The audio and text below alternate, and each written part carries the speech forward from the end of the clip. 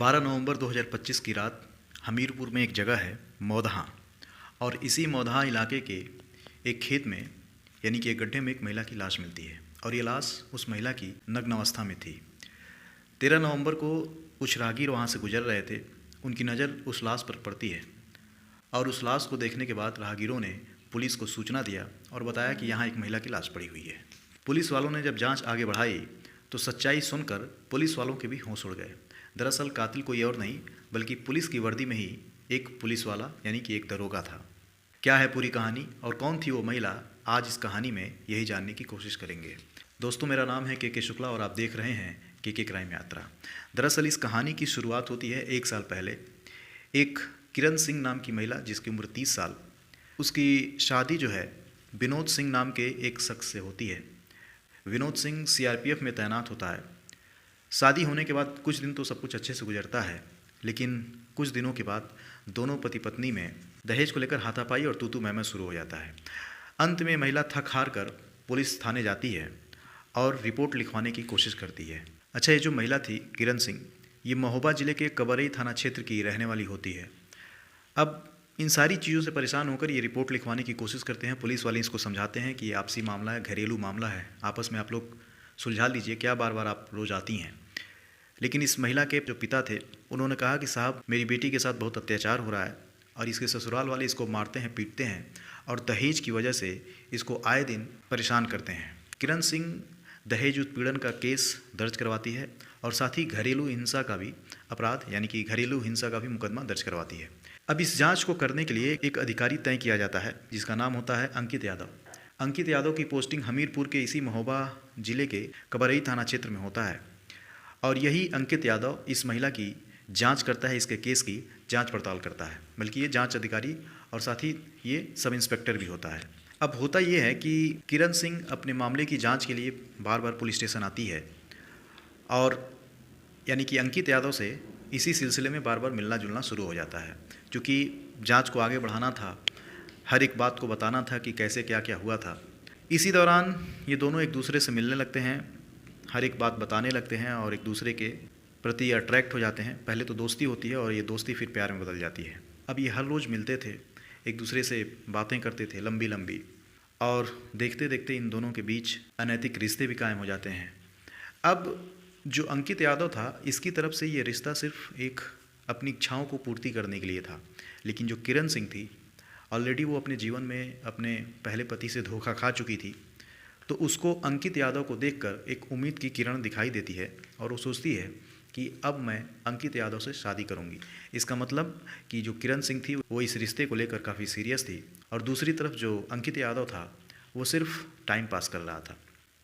इधर जो किरण सिंह थी कहती थी कि मैं तुमसे शादी करूंगी, लेकिन जो अंकित यादव था वो समाज, जाति और चूँकि ऑलरेडी वो दरोगा के पद पर तैनात था, जांच अधिकारी था, तो उसको डर था कि समाज में इसकी बड़ी बेइज्जती होगी और ये महिला अपने पति को छोड़ चुकी है, अपने पति पर इतना आरोप लगा चुकी है, आने वाले दिनों में ये मुझ पर भी आरोप लगा देगी और मुझे फंसा देगी। इन्हीं सारी पसुपेश में अंकित यादव अपनी ज़िंदगी जी रहा था और इधर जो किरण सिंह थी आए दिन इसको धमकी देती थी कि अगर तुमने शादी नहीं किया तो मैं तुम्हारा भी हाल वही करूँगी जो अपने पहले पति का किया है। अंकित यादव अब डर जाता है और खूब सोचता है और सोचने के बाद एक नतीजे पर पहुंचता है कि वो किरण सिंह को रास्ते से हटा देगा। अब तारीख आती है 12 नवंबर 2025 की। इसने अपने जानने वाले से एक कार ली और किरण को फ़ोन किया और कहा कि आओ घूमने चलते हैं और इसी सिलसिले में हमको बातचीत करना है। किरण को लगता है कि ये घूमने जा रही है, हो सकता है कि इसका जो प्रेमी है शादी के लिए रेडी हो गया हो। वो फ़ौरन अंकित के पास आती है और दोनों कार में बैठकर कहीं घूमने निकल जाते हैं। ये दोनों मौदहा इलाके की तरफ निकल पड़ते हैं। मौदहा इलाका ये हमीरपुर में ही एक इलाका है और उसी इलाके में ये लोग निकल पड़ते हैं। अब धीरे धीरे समय निकल रहा था, देखते देखते 2 घंटे बीत जाते हैं। अब 9 बज जाता है। अब दोनों कार में बैठकर अपनी शादी की बातचीत कर रहे हैं। जो अंकित है वो किरण को समझाने की कोशिश कर रहा है कि देखो, हमारी जाति अलग है, मैं पुलिस में हूँ, तमाम ऐसी बंधनें हैं, तमाम ऐसी जिम्मेदारियां हैं जिनकी वजह से हम शादी नहीं कर सकते। तो इधर जो किरण थी वो कहती है कि क्या जब तुम शादी नहीं कर सकते तो तुमने रिश्ता क्यों निभाया, तुमने मेरे साथ अनैतिक रिश्ते कायम क्यों किए। अब इन्हीं सारी बातों को लेकर इन दोनों के बीच आर्गूमेंट शुरू हो जाता है। इधर किरण कहती है कि अगर तुम मुझसे शादी नहीं करोगे तो मैं पुलिस में कंप्लेन दर्ज कराऊंगी और ये कहूँगी तुमने मेरे साथ ज़ोर ज़बरदस्ती की। अब इधर अंकित फ़ौरन गाड़ी में एक रॉड रखा हुआ था और उसी रॉड से किरण के ऊपर 4-5 बार वार करता है। किरण मौके पर ही उसकी यानी कि मौत हो जाती है। उसके बाद अंकित उसकी लाश को लेकर पहले घूमता है और एक खेत के पास एक गड्ढे में उसकी लाश को फेंक देता है। अच्छा, लाश को फेंकने से पहले उसके सारे कपड़े उतारता है, जो भी उसने शरीर पर पहन रखा था वो सारी कपड़ों को निकाल कर और उसकी लाश को न्यूड यानी कि बिना कपड़ों के ही उसकी लाश को उस गड्ढे में फेंक देता है। और उसके बाद यानी कि 10 बजे के आसपास का समय हो रहा था, ये कार से तेज़ी से निकलकर वहाँ से भाग जाता है। अब 13 नवंबर 2025 की सुबह कुछ राहगीर उस रास्ते से गुजर रहे थे। उन्होंने देखा कि एक महिला की लाश नंगी अवस्था में पड़ी हुई है। फ़ौरन पुलिस को सूचना दिया जाता है। पुलिस वालों ने सीसीटीवी कैमरे को जब खंगाला तो देखा जाता है कि एक कार गुजर रही है। उस कार के नंबर प्लेट से उस कार के मालिक तक पहुंचा जाता है। फिर मालिक ने बताया कि ये कार उस रात अंकित यादव नाम के एक शख्स ने ले रखा था। फिर पुलिस कॉल डिटेल निकलवाती है तो कॉल डिटेल में पता चलता है कि किरण और अंकित यादव एक दूसरे से फ़ोन पर बातचीत करते थे और कॉल डिटेल से पूरा मामला पुलिस को समझ में आ जाता है। फिर पुलिस वालों ने ये अंकित यादव को पकड़ा और इससे पूछताछ की। पहले तो ये गोल मोल घुमाने की कोशिश करता है, लेकिन बाद में जब पुलिस वाले अपने अंदाज में पूछते हैं तो ये टूट जाता है और कहता है कि साहब, मेरी किरण सिंह से नज़दीकी रिश्ते हो गए थे और वो मुझसे शादी करना चाहती थी और मैं उससे शादी नहीं करना चाहता था और इसी दबाव में आकर मैंने किरण की ज़िंदगी समाप्त कर दी।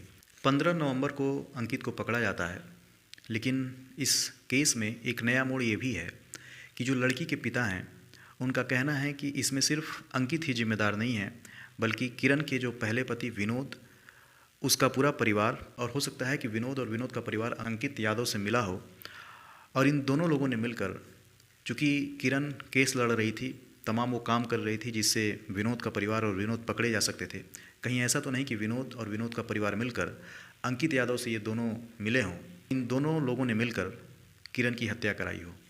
तो अब अंकित यादव के ऊपर विभागीय जांच भी चल रही है, चूँकि ऑलरेडी ये पुलिस में सब इंस्पेक्टर है और इस केस का जांच अधिकारी भी था। और साथ ही इस मामले को इस बात से भी जोड़कर देखा जा रहा है कि कहीं इसमें इसके पहले पति और उसके परिवार की हाथ तो नहीं है, कहीं अंकित यादव से मिलकर इन लोगों ने किरण सिंह की हत्या तो नहीं कराई। तो ये सारे एंगल है जिन पे जांच पड़ताल चल रही है। लेकिन कैसे एक जांच करने वाला अधिकारी, जिसको अगर कायदे से देखा जाए तो इस केस को सॉल्व करना चाहिए था, इस महिला का साथ देना चाहिए था, लेकिन उस दरोगा ने इस महिला की मजबूरी का फ़ायदा उठाकर इसके साथ अनैतिक रिश्ते कायम किए और उसे न्याय दिलाने की बजाय उसके साथ रिश्ते में पड़कर उसकी जान ले ली। तो इंसान जाए तो जाए कहाँ, क्या करे। लेकिन ये एक अफसोसनाक कहानी थी दोस्तों। तो आज कहानी में इतना ही, फिर मिलेंगे किसी और सच्ची घटना के साथ। तब तक अपना ख्याल रखिए। नमस्कार।